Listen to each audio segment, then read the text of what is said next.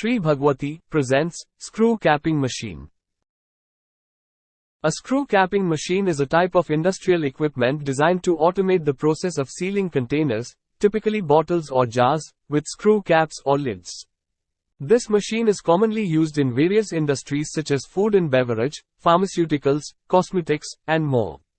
The primary purpose of a screw capping machine is to improve the efficiency and consistency of the capping process, ensuring that the caps are securely and evenly applied to each container. Screw capping machines are designed to automate the capping process, reducing the need for manual labor and increasing production efficiency. There are different types of screw capping machines available, ranging from semi-automatic models that require some level of human intervention to fully automatic systems that can handle large-scale production without much human oversight. The choice of the right screw capping machine depends on factors such as the production volume, the type of products being capped, and the specific requirements of the production line. Thanks for watching. For inquiry, contact below mobile number or email ID.